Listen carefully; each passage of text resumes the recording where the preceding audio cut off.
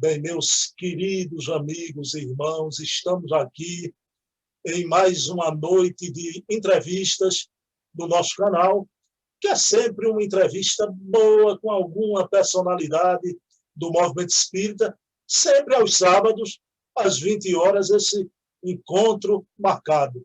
Semana passada, esteve aqui um amigo das terras paranaenses, o querido Donha, foi uma entrevista agradável.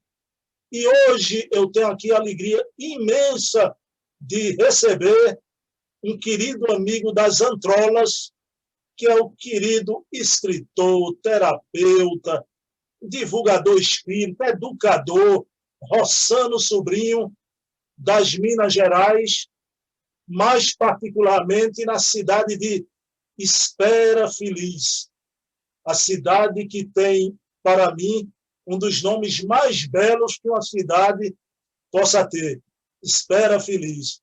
Então, é uma alegria estar aqui com o Rossano, a gente vai conversar sobre muita coisa, sobre a doutrina, sobre o movimento e sobre alguns aspectos interessantes do trabalho do meu querido amigo Rossano.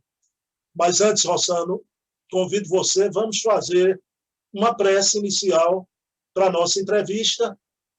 Então, pedindo permissão a Jesus para que esse encontro de um pernambucano com um mineiro, que seja essa conversa fraterna, franca, e que sirva de estímulo, porque as informações que vão ser trazidas aqui são informações de uma experiência de vida, de uma trajetória do nosso querido amigo Rossano Sobrinho, no nosso querido movimento espírita. Então, pedindo permissão à espiritualidade amiga que se faz presente na nossa sala virtual, que ela possa inspirar a nós dois, a Rossano, e a esse que vai entrevistá-lo, e que possamos ter uma noite agradabilíssima, uma noite de muita luz, de muita paz. Meu querido amigo Rossano Sobrinho, como é que você está, meu amigo? Você, Cíntia, os meninos aí, nessa cidade que tem o nome mais lindo de cidade do Brasil, Espera Feliz. Tudo bom, Rossano? Meu amigo Bruno, queridos amigos do canal do Bruno Tavares, é uma alegria singular para mim estar aqui nessa noite para bater uma bola com esse amigo de longa data. Bruno é um irmão do caminho. Graças a Deus aqui tudo em paz, tudo caminhando mais harmonicamente, embora em plena pandemia ainda, mas com fé, com prudência, com equilíbrio. Cíntia muito bem, Ângeles e Pedro também. Graças a Deus, e eu quero te agradecer, Bruno, pela oportunidade de estarmos aqui para falar dessa proposta iluminativa que é a doutrina espírita nas nossas vidas, essa bússola, né, que norteia o nosso caminho, que nos orienta. E falar de doutrina espírita, certamente, é contatar o Cristo. Como dizia nosso querido Chico Xavier, Espiritismo é Jesus de novo para o coração do povo. Então, quando a gente fala de espiritismo, a gente está mais próximo, indubitavelmente, de Jesus. Ok. Rossano, querido, veja bem, o seu canal, que eu sou fã e acompanho. Uma semana dessa, Rossano, eu quero falar sobre essa cidade linda de Espera Feliz. Aliás, uma semana dessa não, semana passada, né? Já era tarde da noite, eu estranhei até a hora, quando você publicou um vídeo, e eu estava na minha Smart TV, na TV grande, né? E o vídeo mostrava a enchente que houve agora, né? Há dias atrás, em Espera Feliz. E eu fiquei sobressaltado, mas vi que você caminhou ali pela cidade um pouco, né? Já, mesmo sendo tarde da noite, você naquele estádio de futebol. Mas, Rossano, aí eu me lembrei. Eu digo, meu Deus do céu, Espera Feliz, de vez em quando, né? Me lembrei, há mais de um ano atrás, aquela enchente de 2020, né? Em janeiro de 2020, e tem um aspecto... 2019. Ah, foi 2019. Não. Perdão, 2020, isso mesmo. 2020. A gente fica meio perdido com a pandemia, né? Eu sei porque você 2020. falou em 2019, você vai ver. Mas, Rossano, Sim. aí o que eu queria lhe perguntar, e tem tudo a ver com a questão dos sonhos premonitórios, né? Eu me lembro bem que na outra grande enchente que eu chamava de uma que chamam quebra d'água, né? Que eu até pensava que era uma tromba d'água, mas veja bem, fale, amigo. Eles chamam de cabeça d'água. Cabeça d'água. Eu pensava que era tromba, né? Mas, Rossana, aí eu me lembro, foi uma coisa que eu fiquei muito impactado, que você escreveu um texto, pessoal, o Rossano, meses antes, em 2019, sonhou, é um negócio impressionante o sonho premonitório, né, Rossano? Com a enchente que veio, eu queria que você contasse, eu não vou contar detalhes aqui, você narrasse esse sonho premonitório, né? E como é que foi isso? Sim. Eu tenho algumas experiências, Bruno e queridos amigos, com sonhos premonitórios. Alguns desdobramentos bem conscientes, inclusive a morte do meu pai, a desencarnação do meu pai. Eu vi o velório do meu pai cerca de 20 dias antes da desencarnação dele. Ele estava bem, com 62 anos, embora fosse fumante e cardíaco, mas ele estava bem trabalhando quando, em sonho, eu vi o velório. E vou preambular a sua pergunta só para a gente entender a questão do sonho premonitório. E aí, quando eu despertei, eu pensei, esse sonho ou é psicológico, devido à minha preocupação com ele, por ele ser fumante, ou alguma interferência espiritual negativa para me desarticular, porque você vê o velório do seu pai, né? Embora a gente seja espírita, mas você vê o seu pai dentro de um caixão, você fica, né, assustado, sem ele estar gravemente enfermo. E aí eu sei que 20 dias depois, mais ou menos, eu dava aula ainda, que eu fui professor durante 20 anos, dos 18 aos 38 anos, recebi um telefonema na escola para ir ao hospital e cheguei lá. Meu pai havia desencarnado vítima de um infarto fulminante.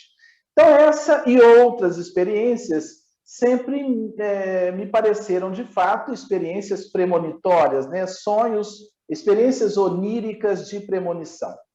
E aí, do dia 24 ao dia 25, do dia 24 para o dia 25 de setembro de 2019, eu tive um sonho muito singular com uma enchente gigantesca na minha cidade. E despertei em plena enchente, aquela água, muita água, e nós subindo para a montanha. Era tanta água que pessoas subiam para a montanha. E aí eu despertei com aquilo muito vivo, não estava chovendo na época, não tinha nenhuma sinalização nesse sentido. Espera Feliz não tinha enchentes frequentes, ocorreu essa nova enchente esse ano, mas nós não tínhamos isso todo ano, ou de 2 ou de 3 em 3 anos, isso não era uma realidade aqui. E aí eu senti vontade, Bruno, de escrever no Facebook um texto falando, o título era Espero que seja um sonho, era o título. Descrevi a experiência, relatei, né, de algumas experiências premonitórias, mas eu disse, olha, eu não sei a origem disso, sinceramente não. E gravei um vídeo para o canal comentando a experiência. Aí, assim que eu postei o vídeo, 2 fatos aconteceram. Uma jovem da cidade de Espera Feliz, estudando na cidade de Muriaé, entrou em contato conosco, ela também espírita, posso citar o nome, porque isso ficou de conhecimento público, Natália Carvalho, entrou em contato comigo muito assustada, dizendo, não consegui assistir ao seu vídeo até o final, porque eu também tive um sonho assim esta noite. E ela dizia, as águas atingiam a casa dos meus avós, em Espera Feliz, num local que não tinha como chegar, porque a casa dos avós era num local bem alto. Aí eu fiquei encucado com aquilo. Falei, peraí, E aí um outro companheiro de Espera Feliz, residente em Belo Horizonte, esse na área de pesquisas florestais, Juarez Novaes, entrou em contato comigo e falou: Rossano, o seu sonho pode virar realidade. Falei: como assim? Nós teremos, no final e início do ano seguinte, chuvas 5 vezes mais significativas para essa região aí, parte do Espírito Santo e Minas Gerais. Aí eu fiquei com a pulga atrás da orelha, né? O texto ficou lá, fechou setembro, outubro, novembro, dezembro. Quando foi janeiro, curiosamente, do dia 24 para o dia 25, né, chega a cabeça d'água na região. Espera Feliz, setembro, nós tivemos cerca de 20 casas destruídas, caíram, 70% da cidade afetada. Aqui onde eu estou gravando é o meu consultório. Nunca chegou água aqui, porque é uma área relativamente alta. A água chegou em uns 80 centímetros no consultório. A rua aqui parecia um rio, né? E aí eu falei assim: Jesus de Nazaré, que coisa impressionante, né? A gente é tão pequeno, né, Bruno? Essas percepções, eu fico pensando: Jesus, que coisa, mais um sonho se confirmando. Mas Allan Kardec nos fala, né? A espiritualidade maior contempla tudo como se estivesse em cima de uma montanha. Se há uma ponte quebrada a 2 quilômetros, os espíritos superiores estão no cume da montanha e conseguem ver essa ponte. Nós não conseguimos, porque estamos mais na horizontalidade da vida física. E essas percepções, acredito que a gente entra em sintonia com entidades, né? Com espíritos amigos, que de repente têm essa consciência mais ampla e a gente consegue captar, não só eu, mas outras pessoas, como o caso da jovem Natália Carvalho, que teve a percepção na mesma noite, né? Então, realmente, me parece que depois pessoas vieram dizer: eu também tive uma percepção assim e tal, e aí a gente consegue ver o quebra-cabeça da vida, né? Porque, de fato, muitas coisas estão em vias de acontecer e há a possibilidade da gente captar essas questões. Eu fiquei, na época, impressionado, Rossano, que eu ia muito no teu Facebook, ainda vou, e vi o texto antes. E quando se deu a enchente, eu fiquei: pelo amor de Deus, né? Rossano, aí você, nessa enchente agora, de dias atrás, Rossano colocou algumas coisas no canal. Aí, graças ao seu canal, pela primeira vez, né, eu vi Espera Feliz, né? Você foi em vários locais, a cidade linda, né? Cidade de Espera Feliz é linda. Só que eu disse até você, né, que me tocou muito, o pessoal é muito solidário aí, Espera Feliz, né, Rosano? É um povo muito generoso, é um povo muito unido. O povo Espera Felicense é um povo muito unido, todo mundo para a rua. O prefeito vai ajudar o povo, né? No mandato anterior, que aconteceu a grande enchente, né? O prefeito daqui ficou na rua um tempo ajudando todo mundo. Então, de fato, né, num momento assim, a fraternidade, recebemos ajuda, inclusive hoje ou ontem, Espera Feliz recebeu ajuda aqui, eu vi há pouco, de representantes até da Cruz Vermelha. Eu não pude ler, não tive tempo de ler tudo, mas veio ajuda, Bruno, de tudo quanto é lugar. Caminhões chegaram em Espera Feliz, porque muitos desabrigados, durante vários dias, eles ficaram no seminário da Igreja Católica de Espera Feliz, que é uma estrutura bem grande, e nós mobilizamos, veio ajuda das cidades vizinhas, uma coisa assim, num momento difícil, né? A gente vê a solidariedade das pessoas e isso fortalece todo mundo, né? Só que após esses sonhos, quando acontece algo assim, que eu saio à rua, é engraçado porque as pessoas abordam. Algumas pessoas eram assim, quando a água começou a subir, né? Aí eu fui ali: você sonhou alguma coisa? Não, eu não sonhei mais nada, não, né? É engraçado, né? O povo quer saber, né? O oráculo de espera feliz, né, Rossana? Ah, meu Jesus. Meu amigo, Rossana, aí veja bem, chega a pandemia, Rossano, saindo agora da questão do sonho premonitório, chega a pandemia e, na grande maioria do Brasil, as portas dos centros espíritas foram cerradas. Né?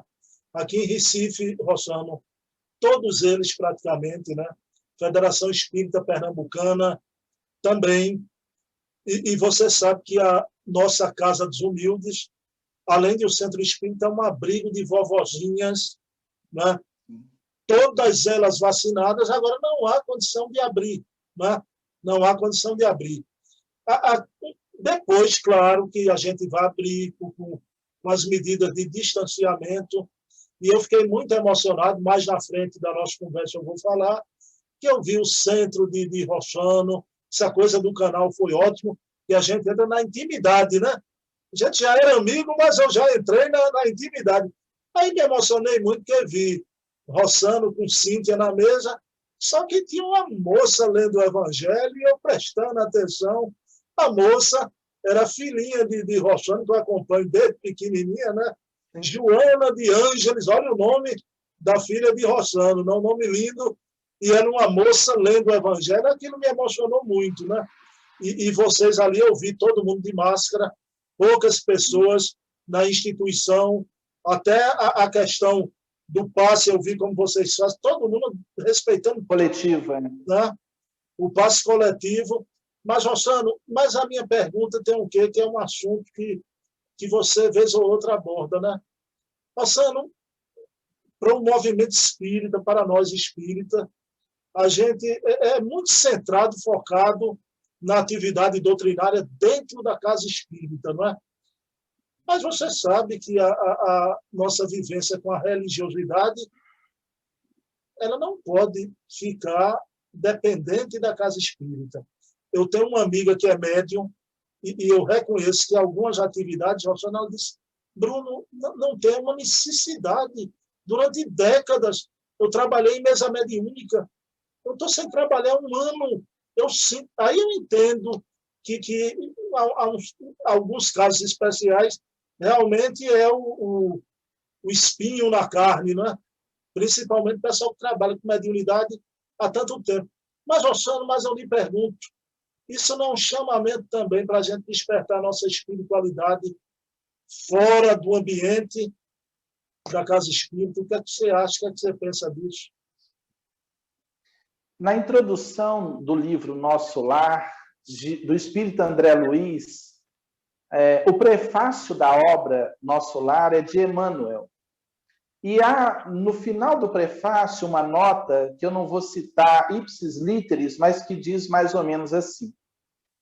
Todos nós precisamos do espiritismo, todos nós precisamos do espiritualismo, mas muito mais de espiritualidade. Eu entendo que Emmanuel está ali nos dizendo o seguinte, que a verdadeira espiritualidade, ela deve estar linkada com o cotidiano. É muito triste na história humana quando nós dissociamos religião de vida.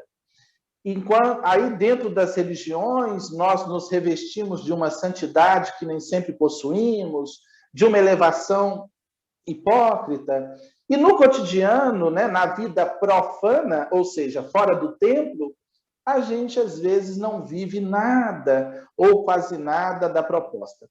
Então eu acredito que essa experiência ela é sim para nós acionarmos a verdadeira espiritualidade, nos conscientizarmos, né?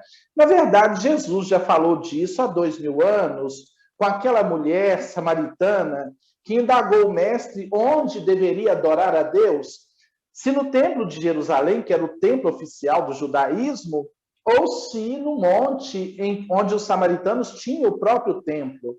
E Jesus, naquele momento, disse que era chegado o momento de Deus ser adorado em espírito e em verdade. Ou seja, o templo de Deus é o universo. Então, onde quer que a gente esteja, nós devemos acionar a vivência, né? Dr. Alírio de Cerqueira Filho fala, né? Conhecer para sentir, sentir para viver. Agora, eu quero abrir um parêntese para dizer, o que eu vou dizer não se opõe a essa afirmativa. Ao mesmo tempo, eu sinto muita necessidade dos trabalhos nas casas espíritas, sim. Por quê?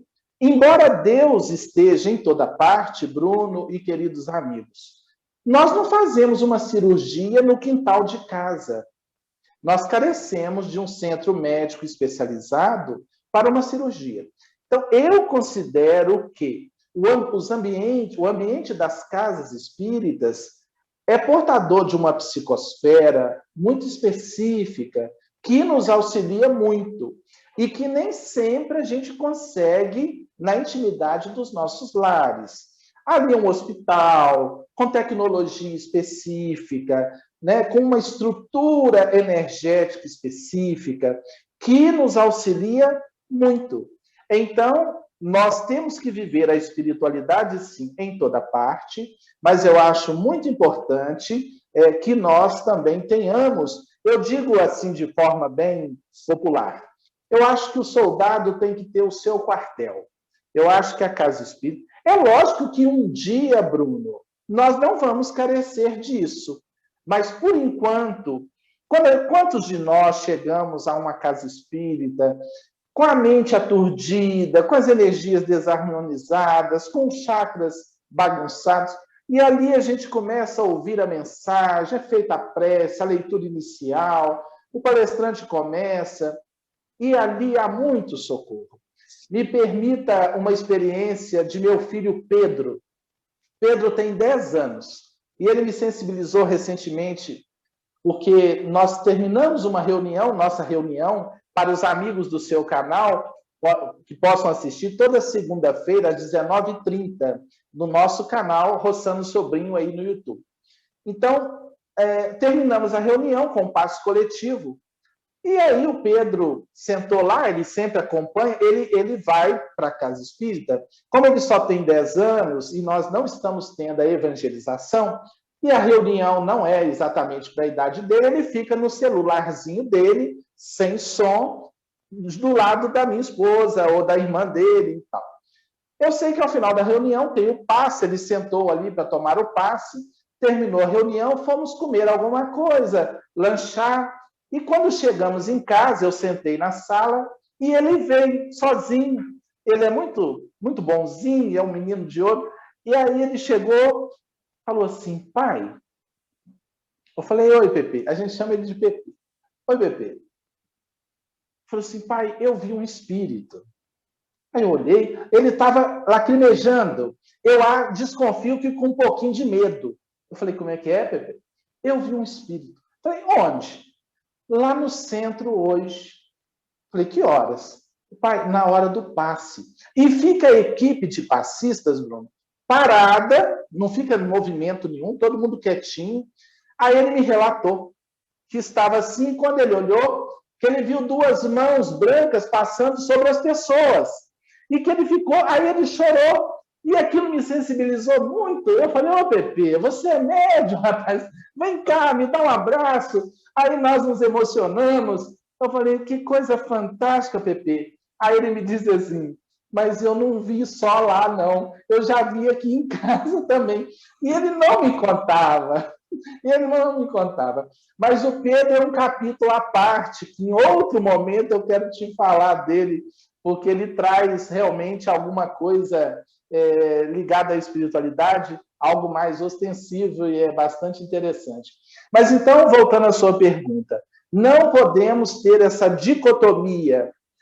Se eu deixasse o movimento espírita hoje, eu prosseguiria espírita, porque é um estado, é uma forma de ser em qualquer lugar.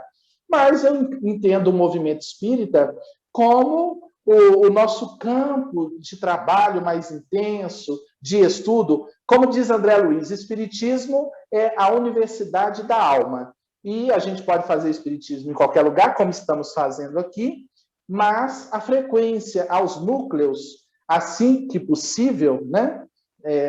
Com toda a prudência e tal, eu acho muito importante, porque ali, a meu ver, há um concurso energético mais especializado e que, fora daquele contexto, não é tão simples de se obter. Meu amigo, humanamente falando, viu Rossano? Né? A gente lá na Casa dos Humildes, eu tenho uma amiga, minha amiga Valéria Pessoa, que também é oradora, divulgadora. A gente, quando lembra da nossa reunião da sexta-feira, porque não é só a reunião estudo, Rossano. Termina a reunião, a gente fica naquela confraternização. Confesso a você que, às vezes, eu tenho vontade de chorar, porque é uma falta que a gente sente, nada substitui. Agora, Rossano está certíssimo, né? A gente não pode vivenciar a religiosidade, a nossa religação com Cristo, somente no ambiente da casa espírita, né? Agora que ela é uma célulazinha indispensável. Mas, Rossano, fala para a gente como é o nome da tua instituição espírita, não é? Quanto tempo tem de fundada?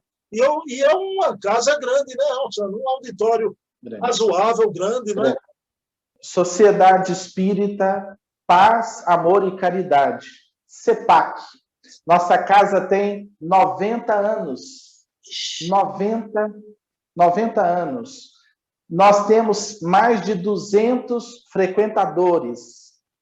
Nosso templo comporta 150, apertado 170 pessoas. Já falei para 170 pessoas na nossa casa. Uma história interessantíssima, se você me permite. Uma família começou a vivenciar, né, há quase um século, dramas de obsessão. A dona da casa sofrendo com grave obsessão, não tinha cura, nenhum médico dava conta.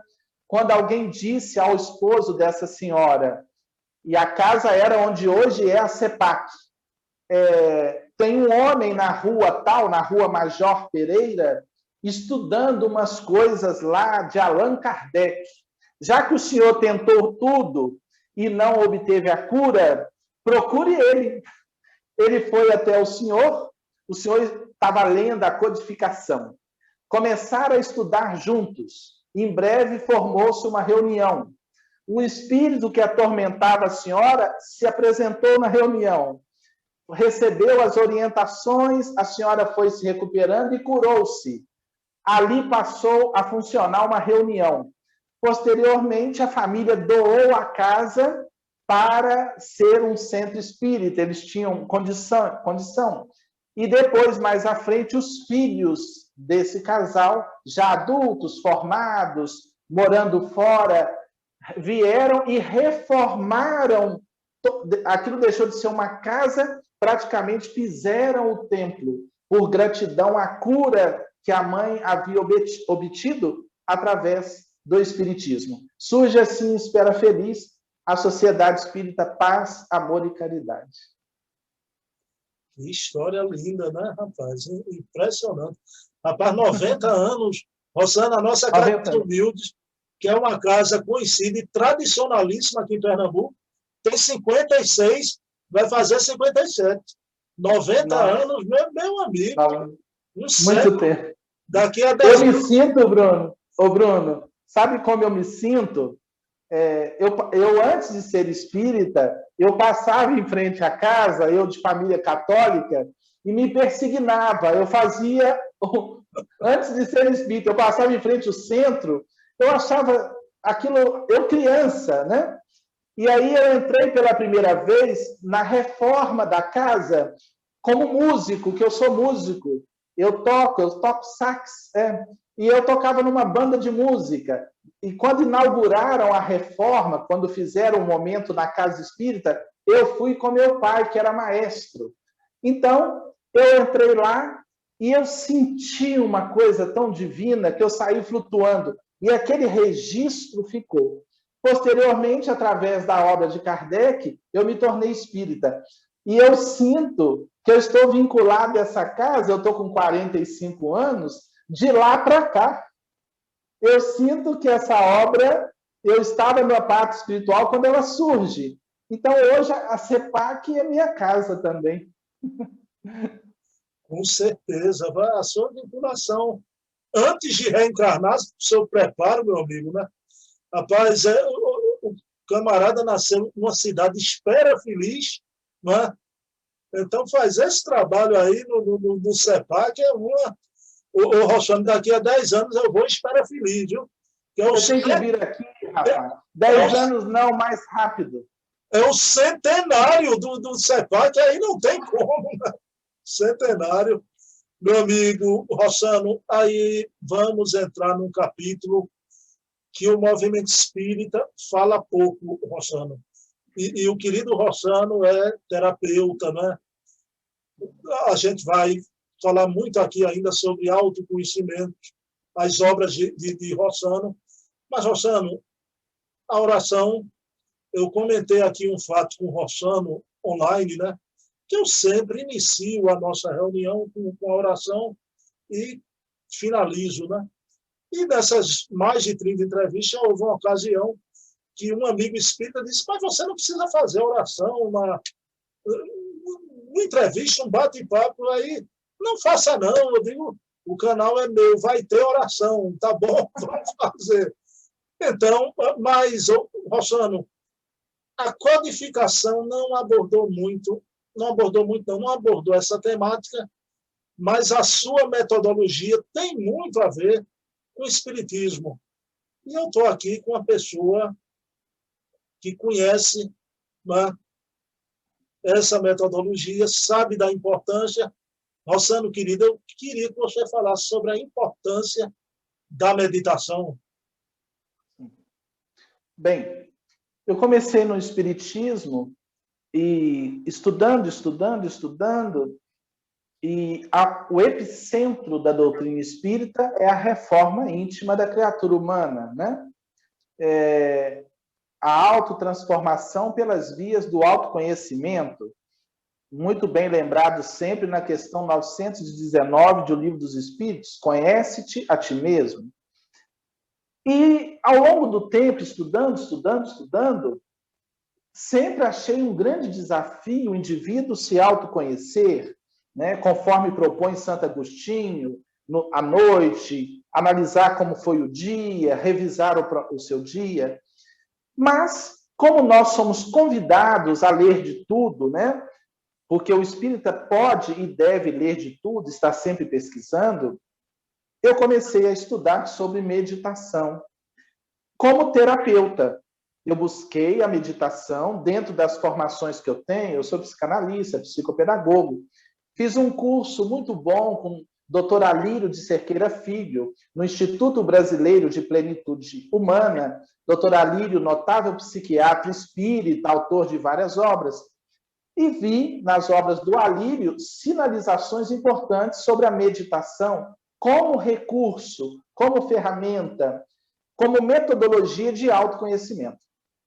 E eu comecei a praticar a meditação. E foi um outro momento singular na minha vida, um divisor de águas, porque eu comecei a perceber que a proposta do autoconhecimento, que a espiritualidade, que o espiritismo propõe, que a meditação, ela pode ser uma ferramenta muito importante nesse processo. Outro dia eu estava dando uma entrevista para um pessoal e me pediram para abordar o tema autoconhecimento, e aí alguém perguntou, né? O tema era autoconhecimento e espiritismo, e alguém perguntou onde que estava a meditação na codificação, né? Alguém, naturalmente, dizendo, não, mas Kardec não falou disso, as obras básicas não falaram. Aí eu falei, olha, se a gente examinar bem, na codificação não tem a proposta de uma reunião mediúnica com enfermagem espiritual. Se a gente olhar lá, você não vê Kardec fazendo reunião mediúnica de tratamento de desencarnados. Existe, Bruno? E, no entanto, é uma metodologia maravilhosa que, com o desenvolvimento dos espíritas, eles perceberam e os espíritos vieram referendando isso através de vários médios, inclusive de Chico Xavier. Então, eu não posso anular uma reunião mediúnica de enfermagem espiritual, de tratamento espiritual, porque não está nas obras básicas. Então, o que eu disse? A meditação, a meu ver, você pode chamar de relaxamento, de meditação, não é, depois eu posso detalhar, não é a visualização terapêutica, isso é outra proposta, né? Eu já posso falar um pouco o que é a meditação em si, no sentido básico da palavra? Fale, só me explica uma coisa, Rostão, que eu ia dizer, eu acho que eu ia cometer uma incorreção, que Joana de Ângeles fala em meditação, não é? Mas parece mas Joana também fala na visualização terapêutica também, né? Também fala. São duas propostas diferentes. Diferentes. Pronto. Diferentes. A meditação, eu não proponho nos meus livros levarmos a meditação para as casas espíritas. Né? Nós sabemos que as casas espíritas têm uma função de instruir, né? Então, ali palestras, estudos sistematizados, reunião mediúnica. Eu vejo a meditação como uma metodologia que o indivíduo deve usar no seu cotidiano. Então, eu começo o meu dia, Bruno, meditando 20 minutos, todo dia. Levanto, tomo meu banho, 20 minutos de meditação. O que é essa prática? Vejamos como ferramenta para a autoinvestigação. Porque na meditação, eu vou explicar o que é a meditação. Meditação que a gente propõe 3 coisas básicas. Observar a respiração, observar o corpo sem movimentar-se, sentir o corpo, e observar os pensamentos que passam. Então, você fica quieto no lugar. Durante o tempo mínimo recomendável é de 15 minutos. Quem não consegue, comece com 5, comece com 10, mas o ideal, tempo mínimo, 15 minutos. E aí, você começa a relaxar, a poeira mental a assentar.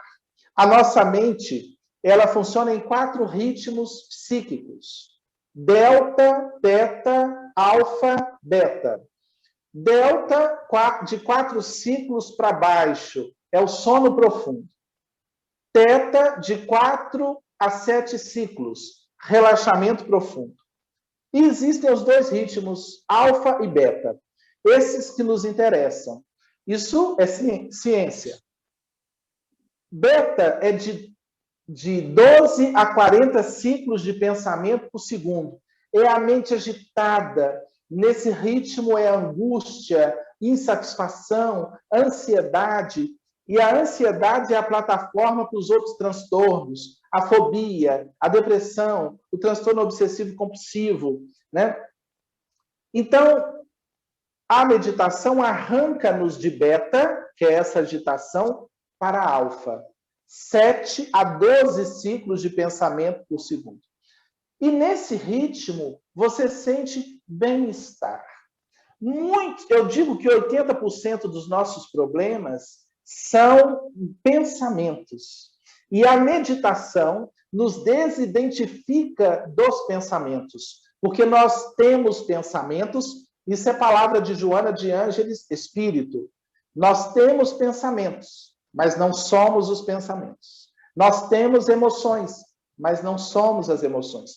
Nós somos a fonte consciencial dos pensamentos e das emoções. Só que eles têm vida própria, Bruno. E a criatura humana, 80% da humanidade, está identificada com essa mente, com esse turbilhão. Aquela pessoa que você vê falando sozinha para a rua fora, a diferença dela para nós é que ela está exteriorizando pela oralidade a cantilena mental. Mas nós também temos essa cantilena mental. E essa cantilena mental é uma parede psíquica de agitação que nos impede de sentir a vida. Quem nos ouve nesse momento? Quantas pessoas tomam um banho e não sentem o banho? Contemplam uma paisagem, sabem conceitualmente que é bonita, mas não conseguem fruir, sentir a beleza da paisagem. almoçam, se alimentam, mas não sentem, porque elas estão em processos internos, a agitação, estão em beta.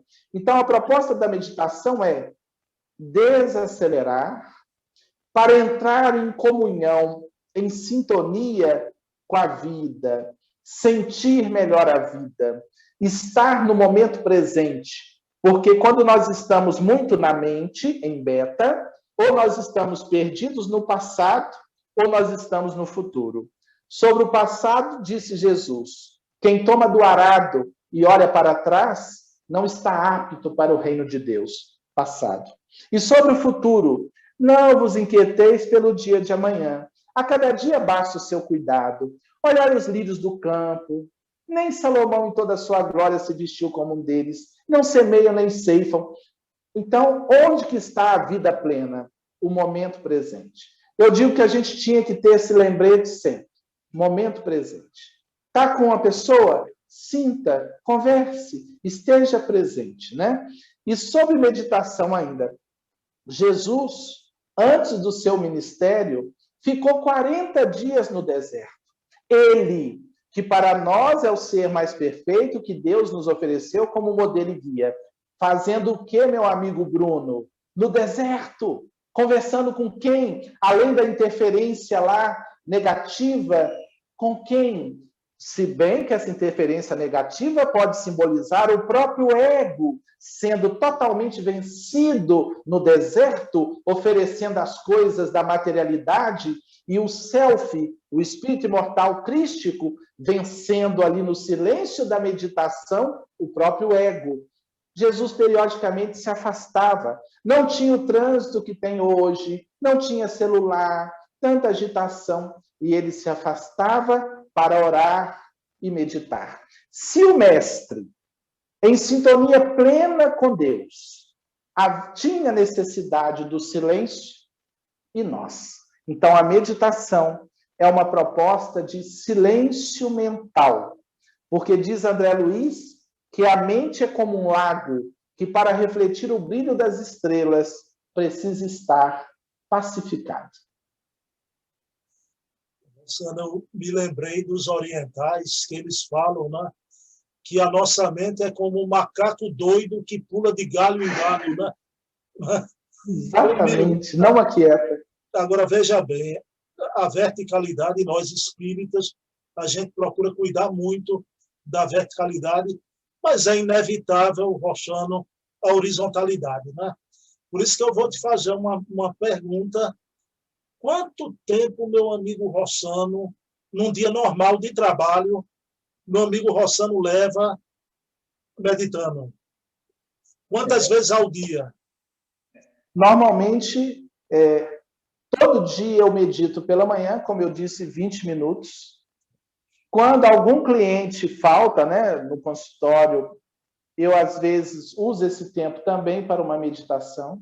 Mas o normal, toda manhã, 20 minutos. E proponho aos meus clientes 15 minutos, pelo menos. E à noite, costumo voltar a meditar. Mas à noite não é aquela coisa certa, não. Só quando eu percebo que eu não higienizei a mente como eu precisava para ter um sono tranquilo, eu faço toda uma preparação para dormir, eu tomo um chazinho de hortelã, levo um livro e vou lendo. Nunca deitar sem sono. Tá aqui uma recomendação para quem sofre de insônia. Nunca deite sem sono. Você vai ficar fritando pastel. Vira para lá, vira para cá. Leve um livro, uma boa literatura para a cama, um chazinho de hortelã e vai lendo. Não saia do celular para deitar. Não saia da TV para deitar. Vai lendo, tomando chazinho, porque os ritmos mentais vão desacelerando. E dali a pouco, naturalmente, chega o sono. E aí você vai ter condição de dormir. Então, à noite, quando eu me sinto um pouquinho mais acelerado, eu dou uma meditada. Mas essa da noite, às vezes, eu costumo até dormir no meio da meditação. O Rossano, a presença da música é certo, né? Sempre uma musiquinha de fundo. Mas não é imprescindível, não. Você pode meditar em total silêncio. A vantagem, inclusive, quem quiser ter a experiência, no nosso canal tem um áudio gravado por mim. É só você pesquisar no YouTube, 15 minutos de meditação com Rossano Sobrinho. Então, esse áudio é bastante conhecido, né? Outro dia eu achei interessante, se você me permite, eu estava conversando com um rapaz da Oi para desconectar uma internet aqui, que a Cíntia me falou que eu que tinha que conversar. E aí eu fiz todo o procedimento, o rapaz da Oi, não sabia quem era, de longe, e quando terminou tudo, que eu mudei o contrato lá da internet, ele falou assim, senhor, posso fazer uma pergunta? Falei, claro, meu irmão. Porventura, o senhor é 15 minutos de meditação com Rossano Sobrinho? Aí eu falei assim, sou eu mesmo. Que prazer. Eu falei, de onde você é, meu irmão? Salvador. Eu ouço aqui a meditação em Salvador. Então, vai longe, né? Então, eu fiquei muito feliz. Então, quem quiser ter experiência, 15 minutos de meditação com Rossano Sobrinho. E aí você vai me ouvir uma musiquinha de fundo, eu vou dando as coordenadas. Mas se você depois cansar de me ouvir, você pode meditar em silêncio ou com uma musiquinha instrumental apenas. Dá para meditar do mesmo jeito. Meu amigo, aí, particularmente, eu vou pedir a você que eu oro muito, sempre pela manhã, à noite, mas eu não pratico a meditação, Rossano, e eu gostaria que você me iniciasse. Vou conversar com você, viu? E eu me lembrei, Rossano, eu entrevistei um rapaz de Niterói, do Rio de Janeiro, que ele é um profundo conhecedor da obra de Pietro Baldi, não é?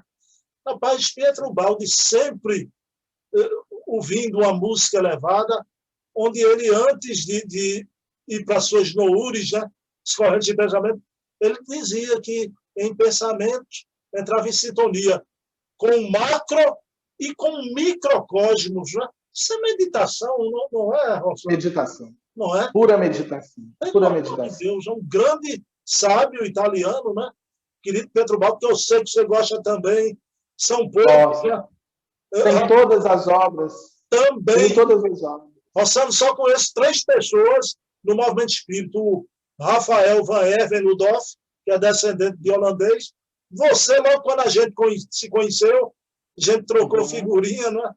Meu amigo, vamos lá, Rossano. Aí, agora chegou o momento do Rossano escritor. E eu conto muito uma coisa a Rossano. Rossano, claro que ele sabe que é verdade, ele é meu amigo, né? Ele sabe que eu sou um homem da verdade, né? Mas eu vou aproveitar a ocasião. Pessoal, meus queridos amigos da Casa Humildes, olha, Ana Paula Borges, Valéria Pessoa, Fernando Castro, né? Francisco Neto, João Damasio, quantas vezes eu divulguei a sua obra Liberte-se da Sua Mente, né? Inclusive nos nossos estudos, lendo parágrafos daquela, que eu até brincava, que eu fiz geografia, olha aqui a geografia, essa aqui é a geografia da alma do Rossano. E Rossano, no passado, me presenteou com alguns livros. Pessoal, eu gostaria muito, o Rossano, ele vai falar nos novos lançamentos que estão vindo aí, mas, Rossano, aí entra na questão a tua abordagem sempre do autoconhecimento, tá? Tanto nos romances como nas outras obras. Então, Liberte-se da Sua Mente. É o best-seller de Rossano, viu? Eu acho que é teu livro mais lido, né? Agora, sim, estão vindo outros aí, a Lume, né? A Lume. Meu amigo, faça um apanhado da sua obra. Eu comecei com um romance O Mistério de Tel, meu primeiro livro. Venceu um concurso literário da Fundação Espírita André Luiz. No programa coordenado pelo Jeter Giacomini, houve um concurso literário nacional, concurso João Castardelli, e eu enviei o livro para lá. E o livro venceu o concurso ao lado de 2 outras obras, do Marcel Benedetti, Todos os Animais Merecem o Céu, e Enéas Canhadas. E eu fui a São Paulo, dei uma entrevista lá. Na época não tinha TV Mundo Maior, era o programa Boa Nova na TV. E aí eu comecei a escrever, eu sempre produzi livros de estudo, escrevi o Espiritismo e os Primeiros Pensadores, um pouco de filosofia, a Bíblia vista com outros olhos, um pouco de teologia, mas isso tudo eu vejo, escrevi um livro que eu considero muito bom, Fé e Razão, Descobrindo o Sentido da Vida, um livro bem básico, dos postulados básicos. Mas depois de produzir umas 17 obras, eu encontrei assim o campo melhor de produção, que é na área específica do autoconhecimento, né? E aí eu escrevo o Liberte-se da Sua Mente, que você tem toda a razão. Onde eu vou, todo mundo pergunta, é o Liberte-se da Sua Mente, que sairá este ano em segunda edição, né? Sairá pela editora do Fou, nova encadernação, nova capa, né? Um trabalho bonito. E aí eu escrevo, né, o Liberte da Sua Mente, depois eu venho e produzo o Mente Limpa, está aqui para eu mostrar. Chegou aí o seu? Já chegou aí? Eu ia deixar para falar daqui a pouquinho. Infelizmente, os livros não chegaram. Já faz uma semana, estão chegando. Estão chegando. Mas eu está havendo um atraso. Rossano, eu tenho minha resenha literária semanal, que eu gravo um vídeo. Assim que chegar, eu vou mostrar todos aqui, viu? Esse saiu pela editora Planeta, selo Academia, né? E o mais recente, o pessoal fala assim, é o último. Não, o último não. Quando alguém me pergunta, é seu último livro? O último é antes de desencarnar, não pretende desencarnar. Esse aqui, está no plástico aqui, é o Saia do Controle. Esse é o mais recente, não é o último, é o mais recente, pela editora do Fou. Um diálogo terapêutico, você vai amar esse trabalho, eu tenho certeza, vai te sacudir em relação ao Liberte-se da Sua Mente. Ele é dividido em 4 partes, se você me permite. A primeira parte, um estudo da mente. A segunda parte, saúde e espiritualidade. A terceira parte, relacionamentos. E a quarta parte, meditação. Tudo à luz do conhecimento espírita. E então, a minha obra se divide mesmo. Nesses livros primeiros, romances e livros básicos assim de reflexão espírita, e o Liberte da Sua Mente é o divisor de águas aí do meu singelo trabalho, quando eu começo a produzir obras para a gente aprender a colocar a espiritualidade em prática, a gente se conhecer, né? Os espíritos dizem que espiritismo na cabeça é informação, espiritismo no coração é transformação. Então, sem internalização do conteúdo, nós seremos apenas intelectuais espíritas. E muitas vezes, Bruno, eu estou diante de um irmão do caminho e de pessoas que te acompanham, muitas vezes eu vejo que nem sempre a nossa eloquência, a nossa oratória, a nossa apresentação nas casas espíritas condiz com uma vivência realmente fraterna, amorosa, aquilo que Chico Xavier vivenciou muito bem. Eu penso que a gente não pode perder o apóstolo Chico Xavier sem idolatria, mas como referência, porque o Chico, ele conseguiu, na verdade, todos os grandes seres, eles vivem isso, né? Porque às vezes a nossa oratória é linda, às vezes o nosso conhecimento é brilhante, mas nem sempre no dia a dia, na convivência, existe uma aplicabilidade, existe algo que realmente nos torna melhores, né? Então, o meu trabalho é como, porque todo mundo já sabe o que tem que fazer. Agora, a questão é como. Todo mundo sabe que tem que amar. A questão é como fazê-lo. Todo mundo sabe que tem que se autoconhecer. Um dia um amigo falou, Rossano, eu vou à casa espírita, eu ouço os conceitos, a proposta. A questão é como. Então, o nosso esforço é de mostrar. E a meditação é uma chave muito importante da gente se perceber, da gente aprender a não reagir intempestivamente. Eu digo que a gente já age relativamente bem, mas a gente reage pessimamente. Nós tombamos nas nossas reações. Né? A gente já é capaz de uma cesta básica, de um cobertor, de um prato de comida, de um ato de generosidade, mas quando alguém pisa no nosso calo, a gente reage. A fera bravia e rompe, e lá vai o homem velho fazer bobagem. Então, o grande desafio nesse momento, as nossas reações. E sem autoconhecimento, Bruno, sem fazer uma pausa para gerenciar a emoção, os pensamentos, a gente não consegue mudar, né, as nossas reações. A meditação entra justamente nesse ponto, quando você é capaz de olhar de fora. Graças a Deus, em momentos muito difíceis da minha vida, como a partida do meu velho pai, que eu narrei, quando o médico destampou o corpo, que eu olhei, eu saí da emoção, entrei numa faixa de observação, te digo isso com toda sinceridade de alma, e eu vi duas portas diante de mim. Ou eu me entregava à emoção e ia chorar e deixava alguém cuidar de tudo, só que eu sou o filho mais velho.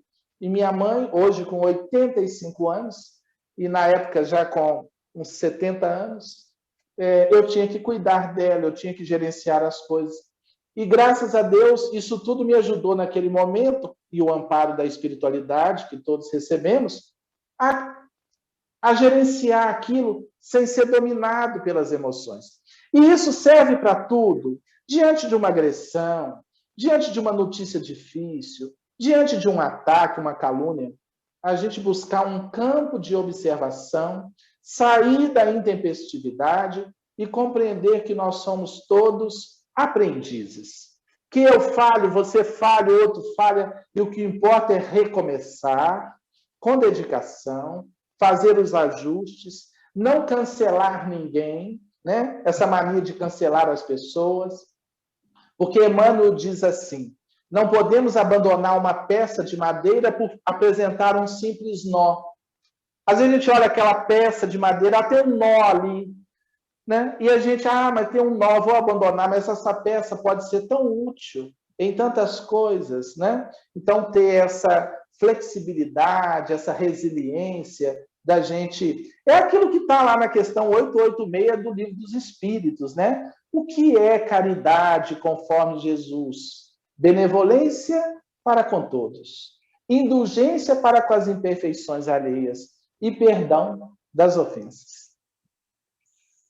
Amigão, olha, o Humberto Roden, você gosta de Humberto Roden também? Sim. Ele diz uma coisa muito interessante, né? O nosso autoconhecimento tem que se transformar em autorrealização. Né? Olha, e sua mãe é uma fofa. Eu fiquei muito emocionado, porque eu a reconheci. Você com sua câmera passeando ali, quando olhou para ela, eu digo, meu Deus, é a mãe de Rossana ali na calçada. Eu a reconheci. Diga a ela que ela está famosa, viu? Até aqui. Famosa. Aquele vídeo já deu mais de 4.000 visualizações. Ela ficou muito feliz. Eu estou famosa. E ela é muito serena, né, Rossano? Tem fotos dela com você, que é uma coisa linda mesmo. Ela era católica. Depois ela virou espiritólica.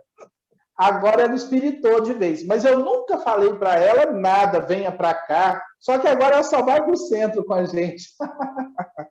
E aí, meu amigo, essa novidade, o escritor, terapeuta, espírita, né? Então, se transformou num youtuber agora, né? Como é, Rossano? E essa experiência na pandemia é uma necessidade, né? Como é que tem sido o canal Rossano Sobrinho, que está aqui embaixo na descrição, viu, pessoal? Quem quiser acessar, né? Ele até contratou uma contratação daqui, ó. A orelha cai, mas... Diga aí, fala do teu canal, Rossano. Eu comecei com um canal há bastante tempo, mas eu gravava de vez em quando alguma coisa, né? A rotina muito puxada, a casa espírita. E aí foi por conta da pandemia que eu pensei assim, eu vou utilizar melhor essa ferramenta, né? E aí eu pensei, não, eu vou incrementar isso. Eu depois veio tudo. Eu queria dizer assim, o Bruno, fazendo um link ainda com a meditação. Muitas coisas que eu faço provêm de experiências durante a meditação. Me vem durante a meditação. e às vezes eu ouço os espíritos. Frases, às vezes eles me mostram imagens, né, como se fossem clichês.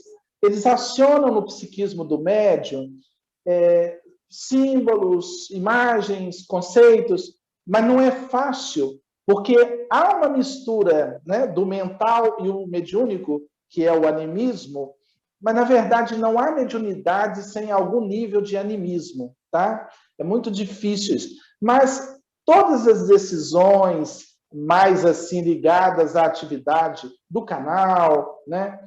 Muita coisa vem durante a meditação. Eu acredito que tem duas fontes. A mediúnica, que é a inspiração, e a consciencial, que é a intuição. Intuição é o que vem do in, dentro. Na meditação, a gente aciona camadas mais profundas do espírito, de onde está Deus, imanente em nós. E a inspiração é a captação das noures, né? Eu estava aqui começando com você, quando eu percebi, às vezes eu percebo pequenas luzes que piscam, até nos atendimentos, que pode ser a aura da pessoa ou a presença de alguma entidade. Eu estava começando aqui com você, quando eu comecei a perceber aqui no consultório algumas coisas assim. Então, o canal foi a partir da meditação. Durante a meditação, vem ideias. Eu falei assim, João, que coisa interessante. Eu vou passando pelo crivo da razão, avaliando. Aí me veio uma ideia, convidar alguns amigos que têm um trabalho também na doutrina a participar do canal. Então, nós temos dois excelentes expositores, né? O João Rocha, da cidade de Tombos, e o Luciano, da cidade de Dores do Rio Preto. Agora temos um grande expositor, que é o senhor Bruno Tavares, com o Túnel do Tempo, né? E temos outras, a Cíntia, minha esposa, com o quadro Educação do Espírito, a Milaime, que trabalha conosco com Filosofia do Espírito. Aí, eu também tive a ideia de convidar pessoas com alguma temática não necessariamente espírita. Então, nós temos uma doutora em língua portuguesa, uma grande especialista em língua portuguesa, com um quadro de língua portuguesa, porque é importante, uma médica amiga nossa com um quadro sobre saúde. Então, é um canal de base espírita, né, trazendo espiritualidade, né? Essa é a proposta do CRS, um canal de base espírita, trazendo espiritualidade.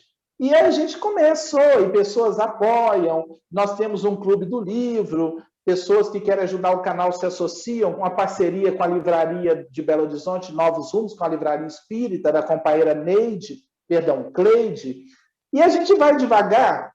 Eu gosto da proposta de Madre Teresa de Calcutá. O importante não é fazer grandes coisas, é fazer as pequeninas de forma grandiosa. Então, aos poucos o canal vai crescendo, as pessoas vão chegando, e tem sido uma experiência muito rica, muito boa. E fica aqui, eu quero o meu agradecimento à secretária do canal, que é a Milaime, né? Que é um amor de pessoa. A Milaime, eu pedi, Roxane, que você tenha a propaganda da livraria, né? Eu digo, Milaime, eu coloquei uma foto lá do Gaston Luz, dá para você tirar aquela propaganda. Bruno, fique tranquilo, ela vai para outra posição. Aí eu pedi, olha, Milaime, tem as playlists, vai ter a playlist do Túnel do Tempo. Aí eu já soube que é Joana de Ângeles que prepara as playlists, né? Quer dizer, você terceiriza, né? Então é toda uma equipe. Tem uma equipe trabalhando aqui, rapaz, porque o consultório me consome muito, né? E os livros, no epicentro da minha vida de movimento, assim, tá, né? A minha família, o consultório e os livros. E aí começam a surgir outros movimentos, né? Então, a Milaime é minha secretária, ela trabalha comigo, ela cuida dessa arte, a parte tecnológica, ela tem um pequeno estúdiozinho onde ela trabalha, né? A Cíntia me ajuda. Então, assim, os meninos também ajudam, a Ângeles também faz a divulgação do Instagram. Até o PP também já está nessa. Você ajuda, o PP, ele chega para mim e fala assim, pai, eu tenho não sei quantos seguidores no Twitter, mas é um mínimo de seguidores, sabe? Já divulguei lá. Falei, ó, beleza, 20 seguidores. Tá bom, Pepe, já é alguma coisa. Ô, meu amigo. Rossano, querido, que alegria, né? Que alegria. Aliás, pessoal, esse clima, eu e Rossano, é sempre, viu? É sempre. Rossano é uma alma queridíssima, né? Do meu coração, e ao longo do tempo vai se solidificando ainda mais essa amizade. Meu querido, suas palavras finais para o pessoal que nos assistiu nessa 1 hora e pouca, suas despedidas aí para o pessoal do nosso canal, Rossano. Que mensagem você traz para a gente nesse momento tão difícil para a humanidade? Um momento como esse, os espíritos dizem que muitas vezes é necessário que o mal chegue ao excesso para que se verifique a necessidade do bem e das reformas. Antes da pandemia, durante muito tempo, eu me perguntava assim, o que vai acontecer para a humanidade ter algum despertar? Nós temos 2 milênios de evangelho, 160 anos de doutrina espírita, e a criatura humana ainda tão na horizontalidade, tão dominada pelos instintos mais baixos, sem o amor, a poesia, a filosofia, as artes, a estesia. O que vai acontecer, né? Algo de fora, eu me perguntava, teremos um novo Pentecostes? Teremos novas mesas girantes? Teremos o que para sacudir a humanidade e ajudar-nos a sairmos dessa horizontalidade tacanha, dessa limitação? E aí chega o coronavírus, que está aí mexendo ainda com todos nós. Eu acredito que é um grande chamado ao autoconhecimento, à autopercepção e à transformação. Acredito que teremos uma busca muito grande de espiritualidade e nossas casas espíritas devem se equipar cada vez mais humanamente falando para acolher esses irmãos que vão chegar. Mas na noite de hoje, eu quero dizer assim, que me sensibiliza muito estar aqui com você, Bruno, porque você é um irmão do caminho de verdade, e nessa seara, nesse caminho, a gente não encontra amizade tão facilmente, não. Né? Aquela coisa, eu quero ter 1 milhão de amigos, é da poesia do grande Roberto Carlos, porque os amigos mais próximos, que fazem uma sintonia maior conosco e que vão além da geografia, da distância geográfica, isso não é tão simples assim. Há um texto de Emmanuel que eu considero dos mais lindos, chamado Solidão. Se eu não me engano, está no livro Fonte Viva, ou Vinha de Luz, não me recordo. E que fala que, na medida que a gente vai caminhando, buscando, né, nos melhorarmos, que muitas vezes a gente se sente só, mesmo às vezes rodeado de muita gente. Porque, repito, a humanidade ainda está muito distante de certos valores.